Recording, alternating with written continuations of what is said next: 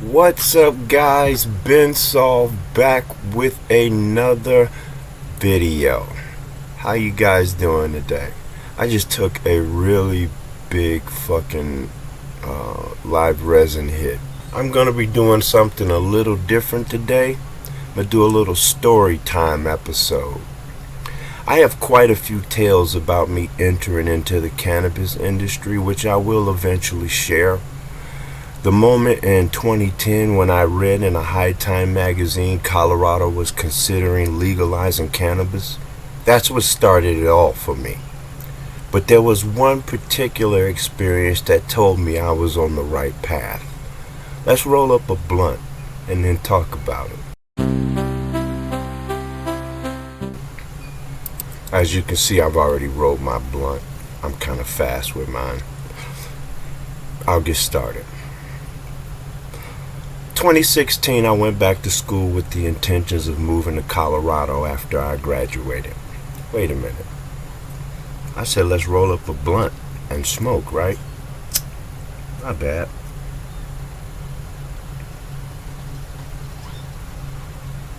I don't know what I was thinking.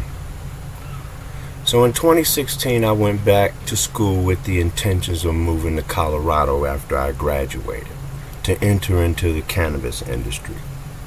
2017, I had a marketing class that partnered with new local businesses in the area and let marketing students run a campaign for the business.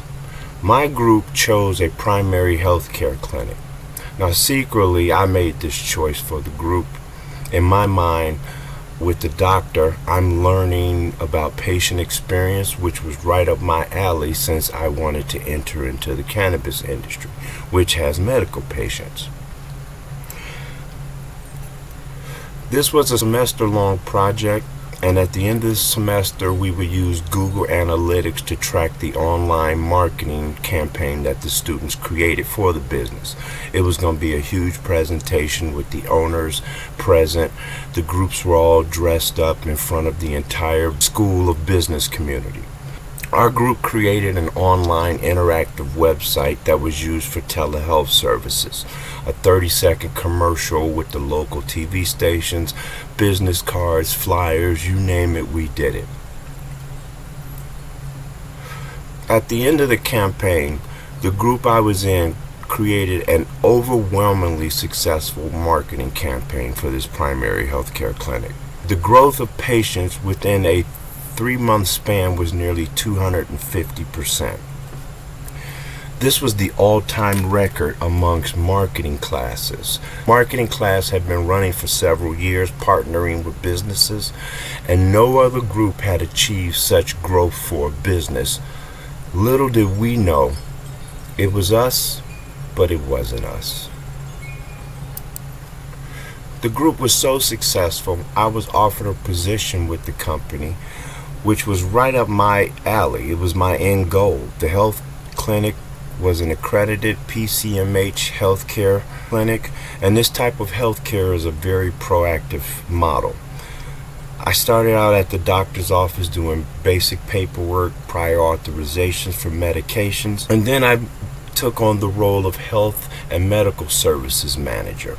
Now, when I say this PCMH healthcare is proactive, my job was to call patients after a doctor visit and make sure that the doctor and the patients were in agreement with the treatment plan.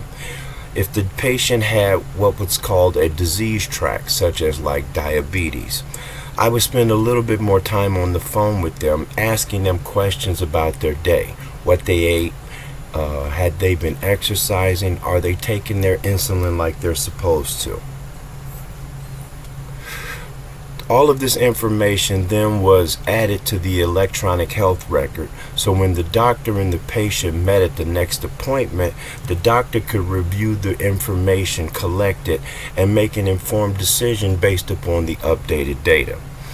Decisions like what plan of care should the doctor take. I'd never witnessed this type of health care before, and I was amazed at this level of care that this PCMH model provided. What's not to like about proactive health care?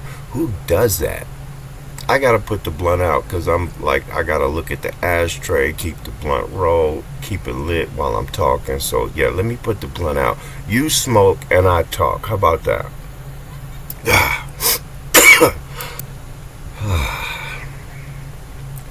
Okay. As I progress with my work, I am tasked with populating information, medications, and doctor's note in the electronic health records. Let me back up a little bit. Now, at the start of this marketing class, the doctor's office had about 75 patients. By the end of the marketing class, there were 250, which, now that I think about it, that's like a 350% increase. Anyway, 3 months after the class ended, we are jamming. I had to hire more staff because we got busy fast. While on call with a patient about the doctor's last visit, I'm putting in a new prescription while I'm asking questions, and I get a flag message. The PCMH EHR picked up on irregularities in medications. I'm trying to be a little political here, but basically the message said that the patient possibly could be abusing opioids. First off, I didn't know medical records did that. Now, of course, I had to let the patient know that I would not be able to put in the prescription. The doctor would have to review the medical record before he can authorize this prescription to go out.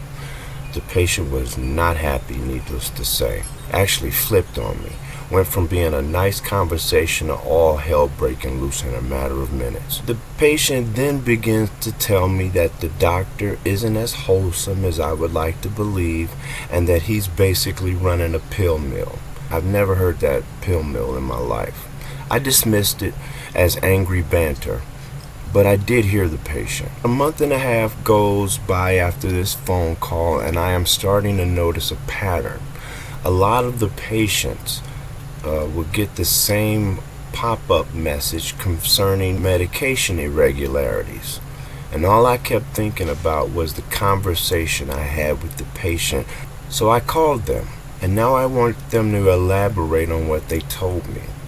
The patient told me that I needed to be careful because I was a good guy and they didn't want to see me caught up with law enforcement. Mind you, I haven't even graduated yet, so the last thing I need on my record is some type of drug bust.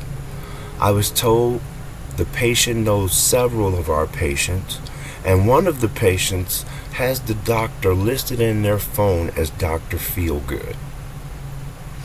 The patient wouldn't tell me who the patient was, but now my radar is up.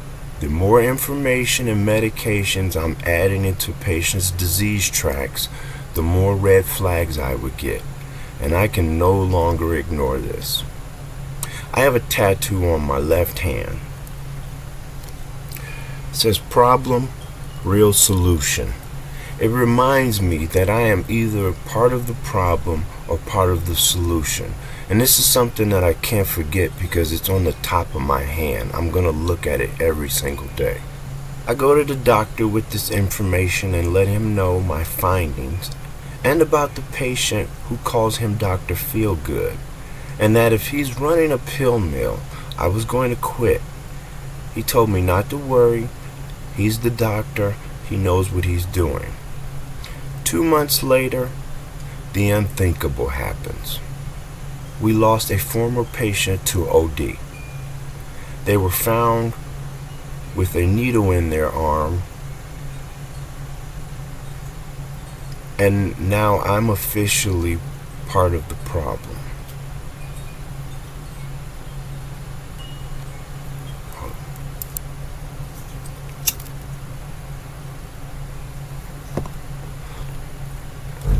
I sold weed for years on the black market. I've heard stories about people passing out, but never passing away.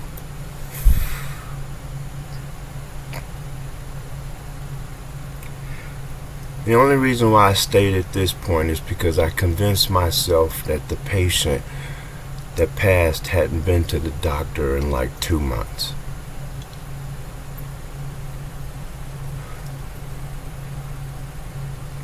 I kept working, I kept adding data, and the data eventually showed me that 80% of our patients were buprenorphine users. But wait, I thought we were at a primary healthcare clinic, right? Aren't there pain management places for patients using opioids? Yes, there are. This rabbit hole goes a lot deeper, but we'll get into that a little bit later. I'm probably about 10 months into this position now. Now, side note, I'm taking regular trips to Colorado every 3 to 4 months. A day after I come back from Colorado, I'm opening up the clinic, and all of a sudden, there are 5 squad cars in the front, 4 in the back, banging on the door. Men with DEA vests came in with assault rifles already drawn. Y'all have to know I was about to shit on myself, right? Because in the back of my mind, I thought it was me. Until I rationalized that DEA is not crashing my work spot over weed. How important do I think I am? Okay. They sit us down, take the employees into a room, and begin questioning us for hours. Now, all of the rest of the other employees were new. The old staff left or got fired a while back. Smart. So I was questioned the longest. I was so mad at this doctor, but I was more mad at myself for being in his orbit when I knew months ago something was wrong. I sold weed for years in a small town that was so white they had white squirrels. They were albino, but they called them white squirrels.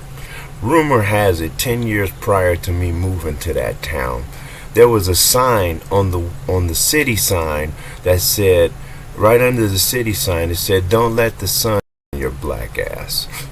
Now, I don't know how true it was, but I've heard that story from several different people several different times. Needless to say, I was popular, but I wasn't popular in this town. My point is, there was a point. I don't have a record, no priors, nothing. After selling weed for years, I go legit, decide to go back to school. I hook up with a doctor, and within 10 months, the fucking DEA knows my name. Not saying that they didn't know my name before, but I met them this time, okay? Now, this is one of those moments when you tell yourself, you know what, I can do bad by myself. Yes. DEA took his license to prescribe opioids, but he can still practice medicine. Okay, I'm thinking I can help with that. He can't prescribe opioids, and he's going to be forced to practicing real health care with no opioids, right? Nope. The doctor hired a nurse that could prescribe opioids. After she was able to look at the patient's health records, she quit a day later. I was out a few days after that once I collected my stuff and shut down accounts in my name. A month later, the DEA came in, arrested the doctor, and shut the doctor's office down for good. The DEA got the doctor on prescribing a trucker who happened to be an undercover agent, who wasn't a patient, and happened to come in with his girlfriend, another DEA agent, 60 hydrocodone pills for his supposed pain. I can't believe I escaped that orbit just in time. I hate myself that the patient we lost didn't. I've asked myself several times over the years, why would he keep going after I warned him? What was being said, what the health record feedback was. After we lost a patient and the DEA raid, he still tried to keep his pill mill going. Why though? Greed? Power? Evil? All of the above? Remember when I told you this rabbit hole goes deeper? Check this out. Physician calling himself the real doctor sues indicted doctor with the same name. A Chicago area pain management physician dubbed the real doctor has filed a lawsuit against the physician with the same name who pleaded guilty in July to illegally distributing opioid medications. The federal lawsuit describes doctor as the imitator who, upon realizing he shared the same first and last name as the real doctor, capitalized on the real physician's commercial reputation to transform a modest family medicine practice into a lucrative pill mill. That's right. This doctor basically surgically implanted himself within the Chicagoland area to take advantage of his namesake, which is smart, but for the worst reasons. I am Ben solved. My entire goal in life is to leave life in a better state than what I lived in. The decisions in my life still haunt me, but the only thing I can do is try to be and do better. Not all doctors are like him. Not all medications are bad. I believe cannabis is a better choice than some medications being prescribed. And I think some bud tenders are better than some who prescribe these harmful medications. I've seen firsthand what opioids can do, and I've seen firsthand what a medical professional who didn't care about prescribing them could do. Why I chose cannabis? I didn't. It chose me. Peace.